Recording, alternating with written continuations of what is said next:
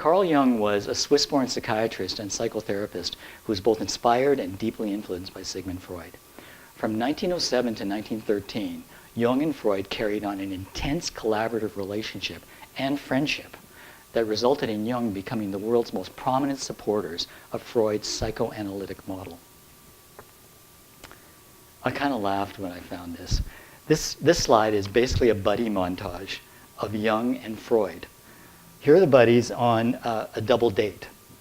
They were on a fishing trip together, did that a lot.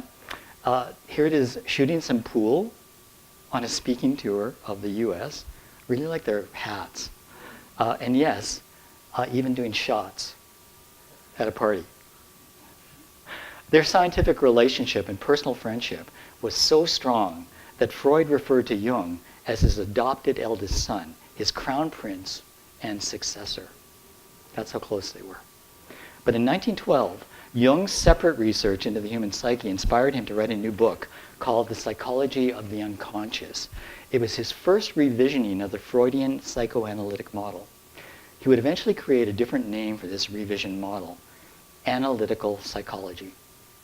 The emergence of this new model started a profound conflict between Jung and his famous friend and mentor.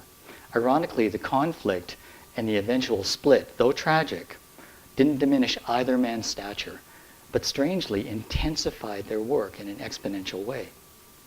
Jung's analytical psychology and Freud's psychoanalysis continue to be the two dual lenses through which modern psychotherapy is viewed.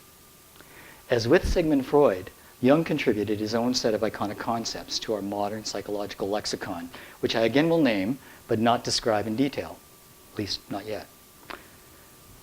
These are the main Jungian concepts that you're probably familiar with.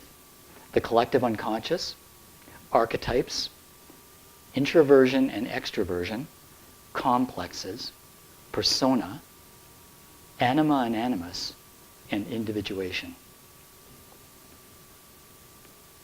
So, what does this very short, very superficial history of psychology have to do with the question of synchronicity and the possible alternative to the question of coincidence? Well, I'm about to tell all of you, with a necessary pre-apology to the psychologists in the room. There is at least one here, for the hyper-simplified way that I will have to tell it.